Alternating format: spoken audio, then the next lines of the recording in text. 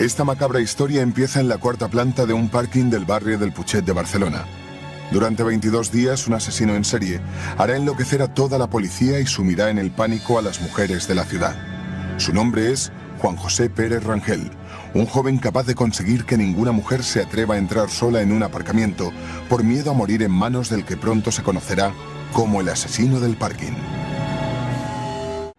La tarde del sábado 11 de enero de 2003, Juan José espera a su víctima en la planta número 4 de un parking de la zona alta de Barcelona, justo al lado del ascensor y de la puerta que accede a la escalera de servicio. Unas escaleras muy poco utilizadas. La mujer acaba de llegar al aparcamiento. Juan José fuma mientras espera a su víctima y antes de atacarla, tira la colilla al suelo. Ella intenta defenderse, pero su agresor la amenaza con un cuchillo. En el forcejeo, el anillo de brillantes que lleva cae al suelo. Juan José la introduce en las escaleras. La víctima intenta defenderse y el agresor la apuñala, pero no son estas heridas las que la matan. El cuerpo de la mujer cae por la barandilla de la quinta planta. El asesino salta el pasamanos y arrastra a la víctima hasta el hueco de la escalera.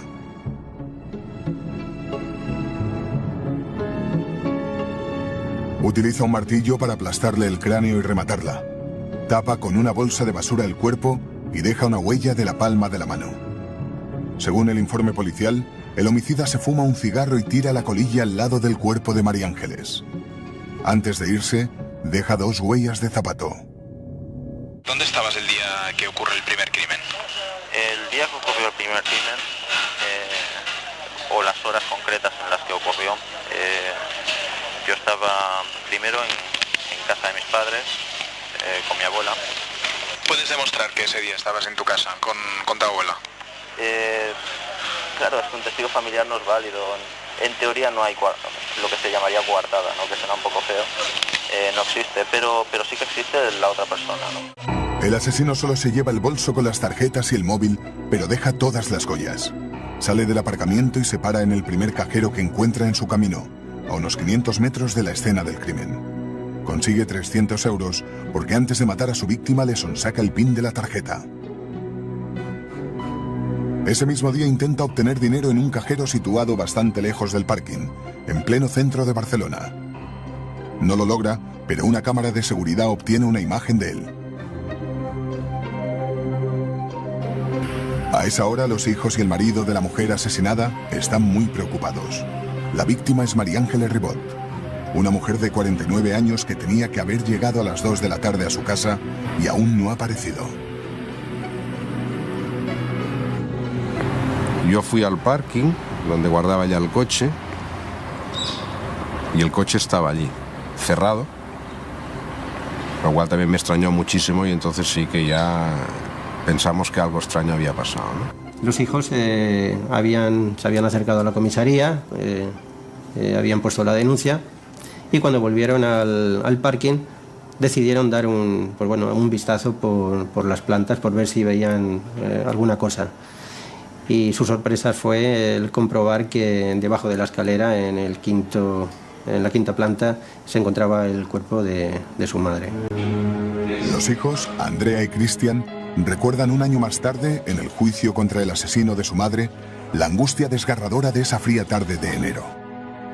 Y entonces me subí por las escaleras del ascensor y cuando estaba subiendo de la quinta a la cuarta planta, justo en la escalera vi que había algo brillante en el suelo y me di cuenta enseguida de que era el anillo de mi madre, de pedida. Entonces lo cogí, en ese momento me puse muy nerviosa, me lo puse en el dedo. Y Andrea se quedó parada y me dijo que había algo en el hueco. Yo me asomé por la barandilla porque estaba en el segundo peldaño de la escalera, me asomé por la barandilla, saqué medio cuerpo. Miré, había una bolsa de basura y se asomaba una mano. Vino la policía, bloquearon el parking, no nos dejaron bajar hasta bien entrada la noche, a las 11 y pico así, entonces que me pidieron que bajara yo. Yo bajé, estaba la juez ya abajo. Evidentemente ya nos habían dicho que habían encontrado un cuerpo y me pidieron que lo identificara. Yo bajé con mi hermana y entonces pues descubrimos que era mi mujer, que había sido encontrada allí. La policía fotografía minuciosamente la escena del crimen. La imagen del cuerpo escondido de la víctima impacta a los agentes. Las fotografías nunca se han publicado. Son 5 fotos. La primera muestra el cadáver semidoblado y cubierto por una bolsa de basura de tamaño industrial. Junto al cuerpo, una colilla, aunque no es la única que se encuentra en la escena del crimen. La segunda instantánea detecta una segunda colilla junto a una papelera. Todo el lugar está lleno de restos de sangre. La tercera foto recoge una marca de zapato que ha quedado impresa sobre la sangre de la mujer. La enorme bolsa de basura también contiene numerosas gotas de sangre. Además, se observan las marcas que ha dejado el arma con la que ha matado a la víctima. La última foto retrata su abrigo manchado, especialmente en su parte superior. Coincide con las zonas donde recibe mayor número de golpes y puñaladas, en el tórax y en la cabeza. En una de sus esquinas, los agentes señalan la marca de sangre que el zapato del agresor deja en la prenda. La policía lleva más de 2 horas recopilando datos en la escena del crimen junto con el marido de María Ángeles, cuando este recibe un mensaje. Hubo un mensaje desde el móvil de mi mujer diciendo que no vendría a dormir, pero que estaba bien. Algo así, exacto. No sé exactamente las palabras, pero era parecido a eso. Pero en ese momento ya la habían encontrado, o sea que ese mensaje ocurrió la misma noche, sobre las 12 de la noche aproximadamente. Al día siguiente, el homicida prueba suerte con otra tarjeta de María Ángeles en una sucursal bancaria de Las Ramblas. Pero el cajero se queda con la tarjeta porque utiliza varios pins incorrectos. Una tarjeta que conserva intacta una huella. En la tarjeta de crédito de la primera fallecida, que se la tragó el cajero por cierto, sí que hay una huella.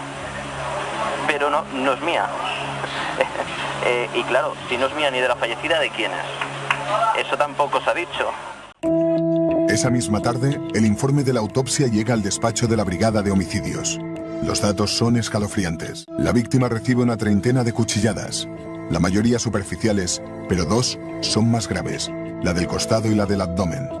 Ninguna le causa la muerte, pero aumentan su agonía. Lo que acaba con la vida de María Ángeles es un politraumatismo cráneoencefálico.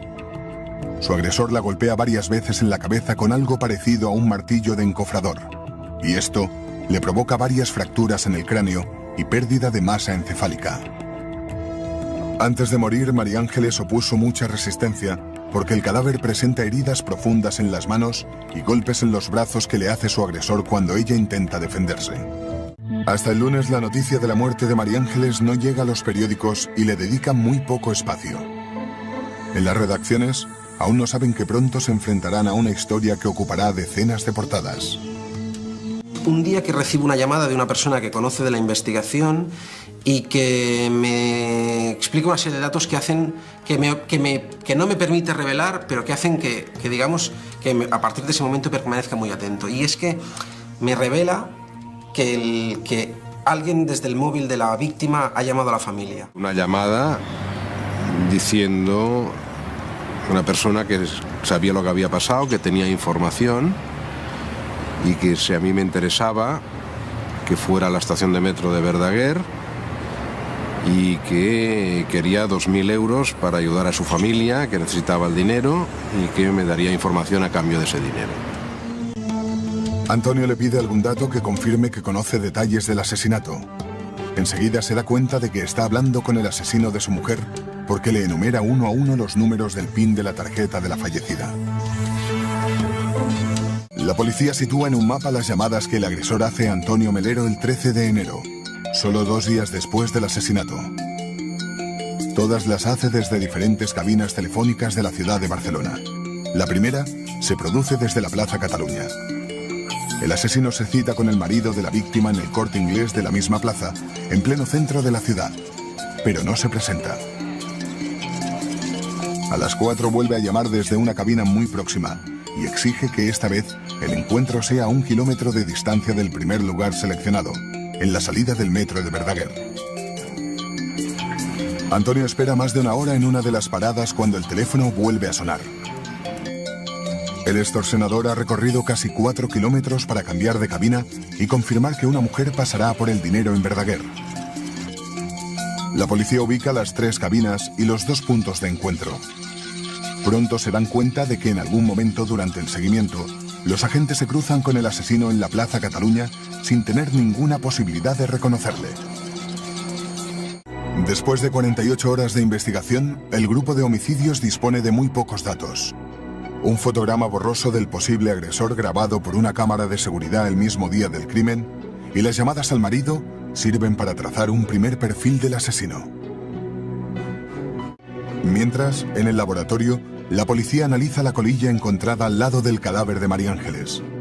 Por su situación están convencidos de que pertenece al asesino. ¿Y tu colilla al lado del cadáver? ¿Cómo llega allí tu ADN a la colilla que está al lado del cadáver? Primero, yo dije en juicio que es muy fácil que llegue mi ADN allí. Es muy fácil. Podía haber tirado la colilla ahí abajo. Yo no recuerdo lo que hago todos los días. Y el parking le puedo asegurar que no lo limpian de un día para otro. Yo ya dije que yo fui a ese parking, pero no en los momentos de la muerte. Fui el día antes. Eso es cierto. La policía tiene muy claro que si el ADN de Rangel está en esa colilla, es porque fue él el que mató a María Ángeles. Si la colilla hubiera estado allí antes del crimen, el homicida la hubiera arrastrado al mover el cuerpo. Conclusión, el cigarro se fumó durante o después del asesinato. Una colilla encontrada en la escena del crimen puede convertirse en la prueba de cargo más importante contra el homicida. La boquilla se lleva al laboratorio. Allí se disecciona el filtro y se analiza el papel que lo envuelve. Es este papel el que ha estado en contacto con la boca del presunto asesino. Los científicos buscan restos de saliva. De ahí es fácil obtener un perfil de ADN. La segunda prueba a analizar es la bolsa de basura que cubre el cuerpo. Las marcas que quedan en ella demuestran que el asesino utiliza algo similar a un martillo de encofrador para matar a su víctima. La bolsa es de tamaño muy superior a las que utiliza el servicio de limpieza del parking. Por tanto, el autor la trajo consigo. Una de las bolsas que cubre el cadáver coincide con una que encuentran en tu casa. ¿Qué tienes que decir a eso? La bolsa de basura que cubría a la primera fallecida era de tamaño industrial de 1 metro por 1,75 metros. No son las del mismo tamaño que las encontradas en casa de mis padres. La única similitud remarcable es que son de color negro. Por supuesto no eran de metros por 1,75 metros, eran mucho más pequeños. Pero Juan José Pérez Rangel se olvida de un pequeño detalle. Su huella palmar está en la bolsa que cubre a la víctima. Palmar de tu mano coincide plenamente con el palmar de la mano que se encuentra en la bolsa de la primera víctima muerta. Sí. ¿Por qué está tu palmar ahí? Es la misma cuestión de que también habían varias huellas más. Habían, si no recuerdo mal, 5 huellas. Y es una huella parcial. Yo ya comenté de que podría ser mía. Pero las otras, ¿de quiénes son? Porque las otras no coinciden. De la bolsa habían varias huellas que no eran mías. ¿De quién son? Sí, pero ¿qué hace una huella tuya en la bolsa que cubre un cadáver y una colilla tuya al lado de ese cadáver? La podían haber cogido la bolsa de donde yo tenía las motos, que hay varias bolsas por allí también. O de haber tirado algo yo a alguna de las bolsas que estaban en cada planta del parking. El problema fundamental para la policía en este caso es que Juan José Pérez Rangel no está fichado. No tiene antecedentes y por tanto no tienen con qué comparar ni el ADN de la colilla ni la huella palmar de la bolsa. En realidad, buscan una aguja en un pajar. El intento de extorsión se convierte en una auténtica agonía para Antonio. Al día siguiente prosiguen las llamadas, pero esta vez el asesino comete un error. En una de estas llamadas concierta una cita en el pub Mare Nostrum, en el centro de la ciudad. 3/4 de hora más tarde vuelve a llamar a Antonio, esta vez desde la cabina que hay justo enfrente del pub para darle una última instrucción. El pub Mare Nostrum se convierte en una pista crucial para el jefe de homicidios. Si la persona a la que buscan puede dar tantos detalles del local, solo significa una cosa: conoce el lugar y por tanto puede ser un cliente asiduo. Han pasado 11 días y parece imposible estrechar el cerco policial. Los investigadores andan perdidos y presionados por el miedo que atenaza al barrio del Putxet. Pero el asesino ni les tiene miedo ni les va a dar tregua. El 22 de enero se disparan todas las alarmas. La central del Cuerpo Nacional recibe un aviso estremecedor. Acaba de aparecer el cuerpo completamente destrozado de otra mujer en la zona alta de la ciudad. Los investigadores no pueden creer lo que ven sus ojos. El cadáver no solo está en el mismo aparcamiento en el que asesinan a María Ángeles Ribot. Su cuerpo está atado a la barandilla de las mismas escaleras. Pero las coincidencias se multiplican. La mujer asesinada tenía el coche en la plaza número 15, el mismo número que la de María Ángeles, pero en otra planta. Ahora sí que no hay lugar a dudas. Es la rúbrica de un asesino en serie. Juan José Pérez Rangel vuelve a la escena del crimen para repetir exactamente el mismo modus operandi. Maite de Diego, una mujer de 46 años, aparca su Fiat Punto en la plaza 15 de la primera planta. Desde que asesinaron a María Ángeles vive aterrorizada y le da miedo entrar sola al parking. Cuando se encuentran, el miedo bloquea a Maite y no ofrece ninguna resistencia. Esta vez, el homicida va bien provisto. Lleva unos grilletes, una bolsa de basura y cuerda para atarla. En la mano, solo el martillo de encofrador. Los dos bajan el tramo de escaleras hasta el descansillo de la quinta planta. Esta vez el agresor decide esposar a su víctima a la barandilla y recrearse en su sufrimiento. Le quita los cordones de los zapatos, los utiliza para inmovilizarla y la amordaza. Ella no tiene ninguna posibilidad de moverse ni de gritar, pero el asesino no quiere ver la cara de Maite antes de ejecutarla. Le pone una bolsa de basura en la cabeza y la mata destrozándole el cráneo con el martillo. Maite queda recostada en las escaleras. Su agresor no tiene demasiada prisa, se siente seguro. Sabe que la posibilidad de que alguien baje hasta allí es mínima. Limpia el arma en el anorak de su víctima. No se interesa por ninguna de sus joyas, pero se lleva el bolso no sin antes dejar una huella de zapato. La segunda víctima es Maite de Diego, una mujer de 46 años que regenta un gimnasio con su marido muy cerca del parking. Al ver que pasa el tiempo y no regresa al gimnasio, su marido, Ruperto, decide ir al parking a buscarla. La encuentra muerta en las escaleras de la quinta planta.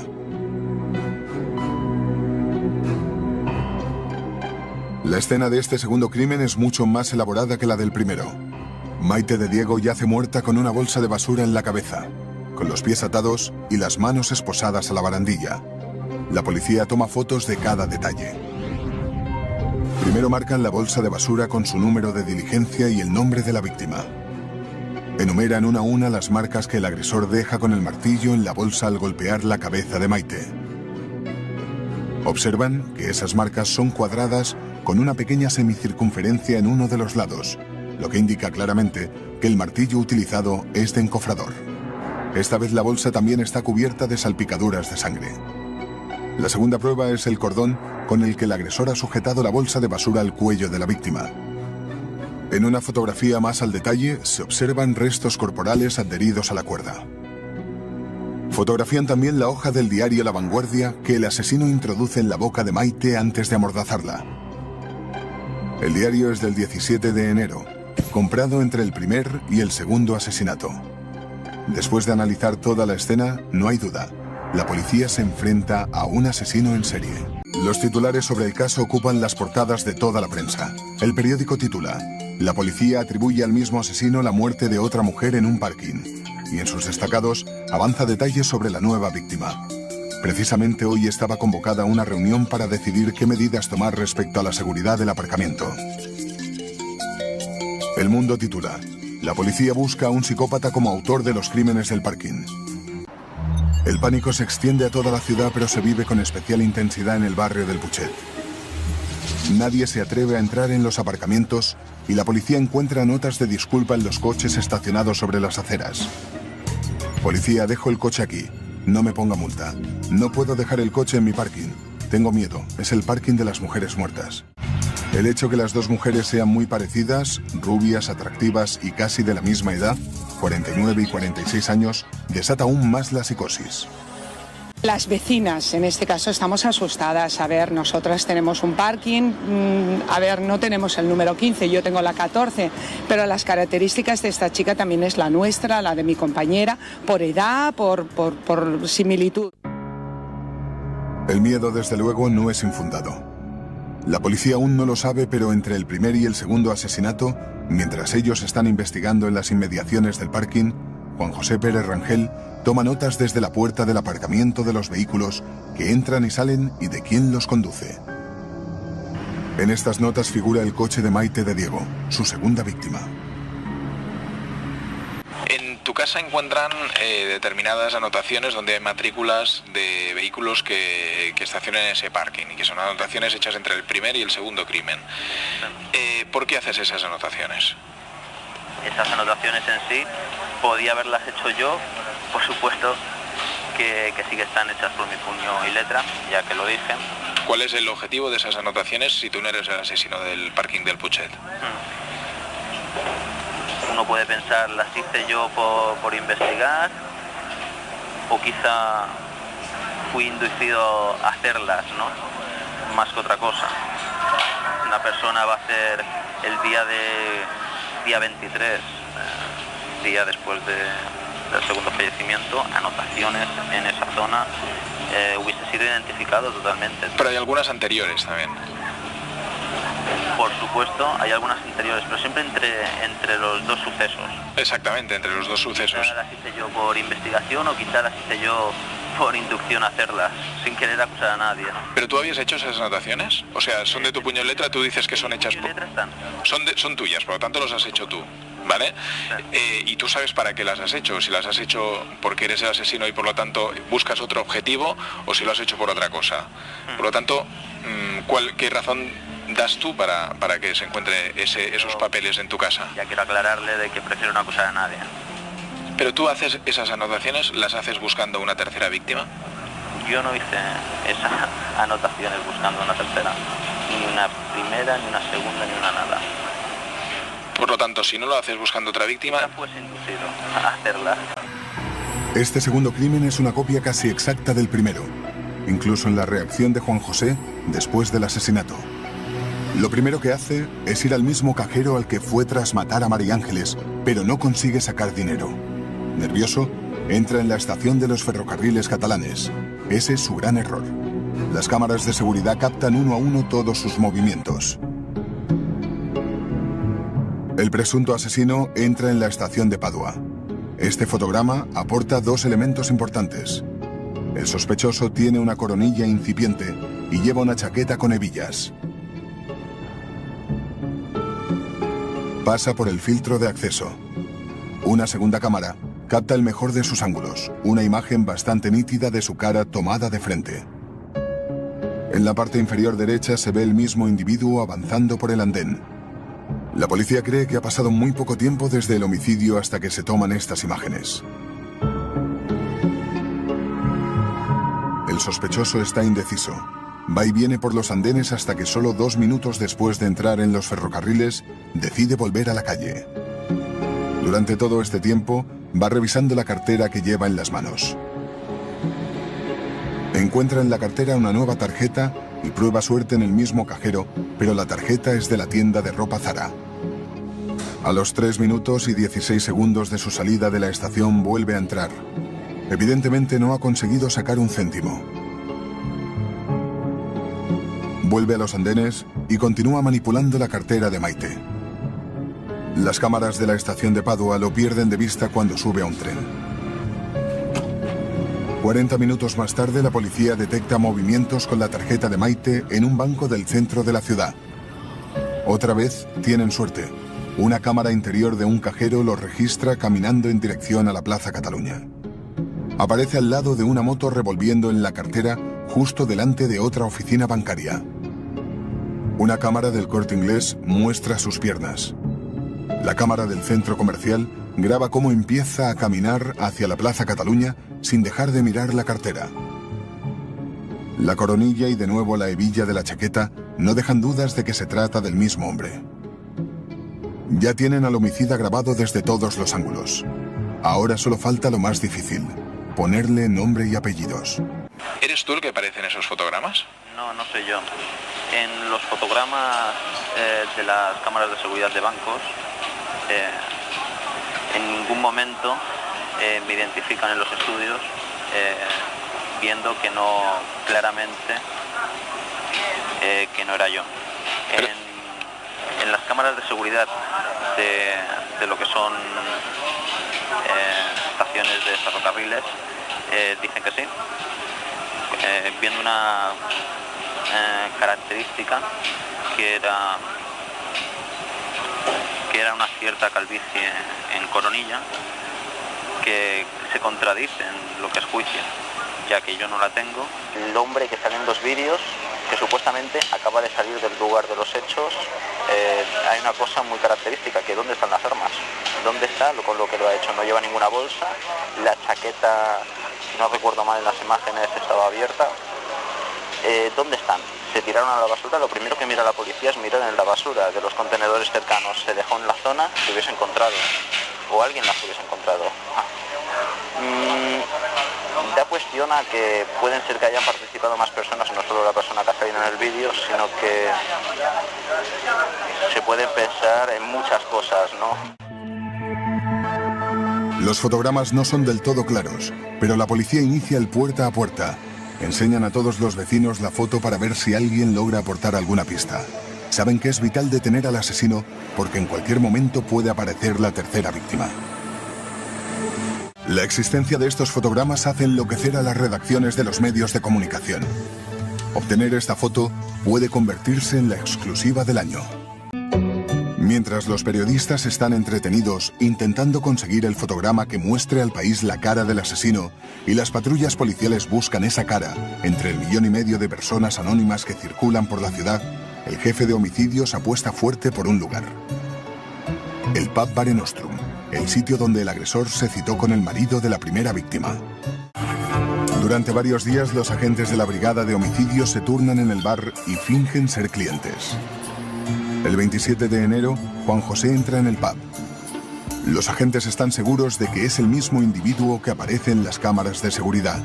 Y cuando sale, le piden la documentación. Yo entregué la documentación, solicité el por qué, no sabía, y se me dijo, pues, presumo yo que una excusa, ¿no? No, que ha pasado una pelea por aquí cerca, queremos saber. No hay problema, presenté la documentación. Una vez identificado, comparan su nombre con el listado de propietarios y arrendatarios del parking y descubren que solo un año antes había alquilado durante un mes una plaza de moto allí. Ya tienen una conexión entre el sospechoso y el parking. El asesino del Putxet tiene solo 24 años y vive con sus padres en uno de los barrios más marginales del área metropolitana, el barrio de la Mina.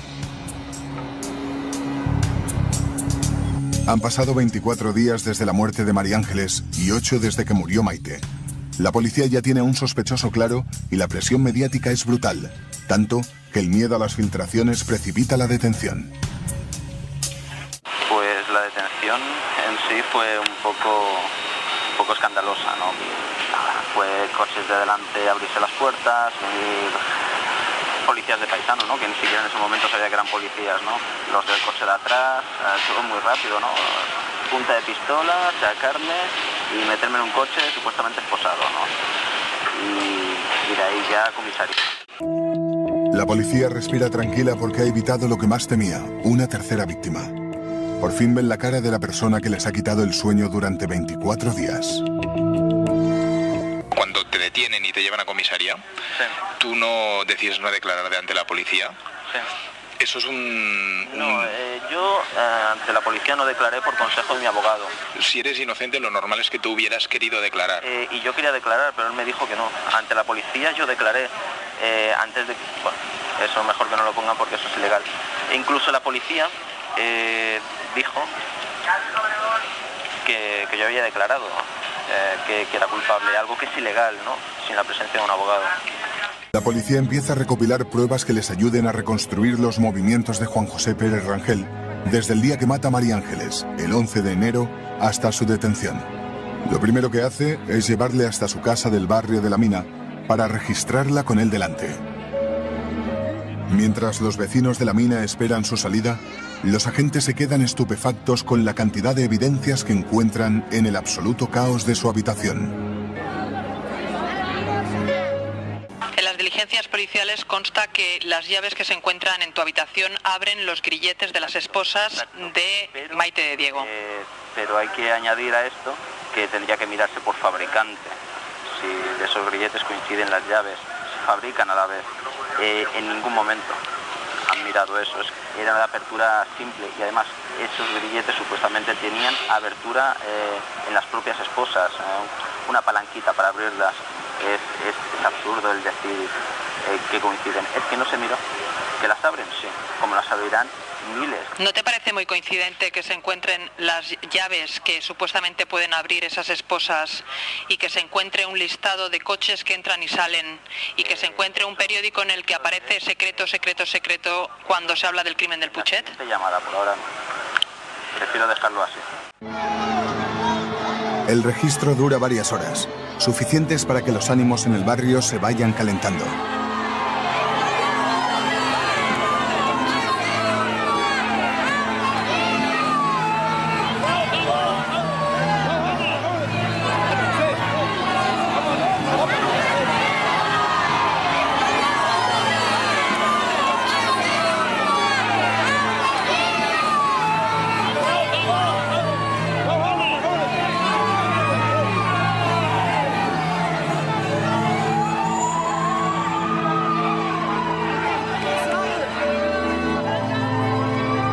La policía científica hace un perfil fisonómico comparando las fotos de la detención de Juan José Pérez con los fotogramas obtenidos por las cámaras de seguridad. El contorno y la estructura craneal coinciden. La forma facial con cara alargada también. Y, cómo no, la coronilla. Juan José Pérez Rangel es el único que sigue negando las evidencias. Las pruebas contra él son cada vez más evidentes y Juan José se niega a declarar también ante el juez que instruye el caso. Soy inocente. La tensión en los juzgados es muy fuerte. El trabajo de la policía científica y de los investigadores de homicidios responde una a una todas las incógnitas sobre el caso y desmonta las explicaciones de Juan José. Él vive en un barrio de gente muy modesta y un año antes elige uno de los lugares más caros de Barcelona para vivir con su novia. Alquila una plaza de parking que solo paga el primer mes, pero se queda con las llaves. Eso explica su facilidad para entrar y salir del aparcamiento. Tú tenías el parking alquilado y pagaste un mes. Y esto sucede muchos meses después de que tú tengas ese parking alquilado. Tú en principio no podías tener un vehículo dentro del parking. Prefiero no comentar eso ahora. Lo de la colilla, el día antes de los hechos sí que fui al parking. Pero el mismo día no. Ese día yo no fui. El día antes de que muriera la primera víctima, tú vas al parking, pero tú tienes tu vehículo allí. En principio, si no has pagado el parking, no puedes tener tu vehículo dentro. Ya se lo daré de la otra manera. Eso todavía no. Prefiero no darlo ahora. En su casa hallan una tarjeta de una agencia rusa de contactos. Su propietaria, Irina, explica que el día que matan a la primera víctima, Juan José había quedado con ella y con una chica rusa por la que había pagado 600 euros para iniciar una relación. Las dos le esperaron varias horas, llegó tarde y manchado de sangre. Irina declara ante la policía y ante el juez y su testimonio es detallado. Juan José no tiene ninguna coartada clara y el brillante trabajo de la policía científica resulta fundamental el día del juicio. A Pérez Rangel solo le queda una estrategia: intentar inculpar a otra persona. Insinúa que Ruperto Bilbao, el marido de la segunda víctima, puede estar detrás del crimen y que la primera mujer muere por error. Nada, simplemente que miren la página 173, antecedentes penales de Ruperto Bilbao Villa. Gracias.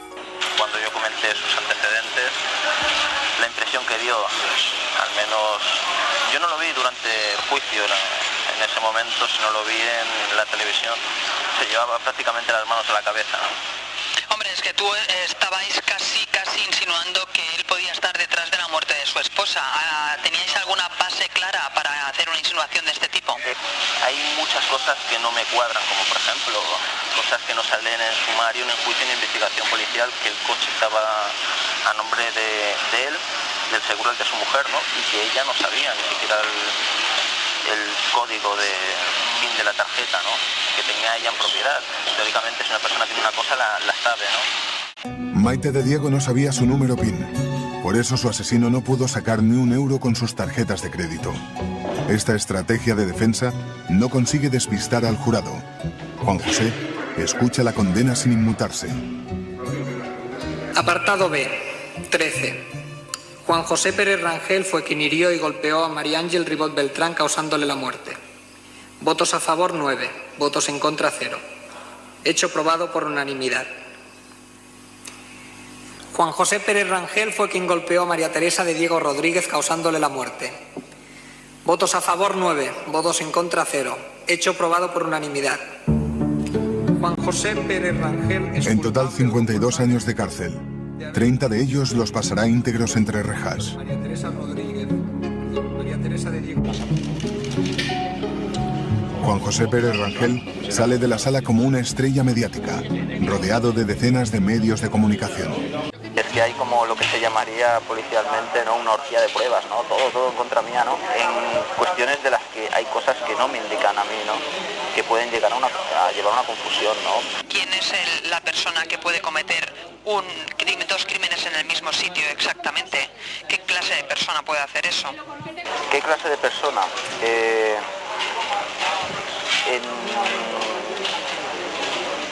¿Cómo podría decirlo? La persona que hiciera eso podría ser un ajuste de cuentas, podría ser algo pasional, sin querer señalar a nadie, ni un psicópata no lo creo.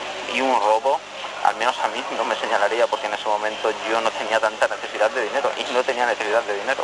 Al no haberla, y el robo ya descartado, se indujo a una psicopatía, pero es que también el examen psiquiátrico dice normal. A mí, cuando se me miró, dijeron que estaba normal.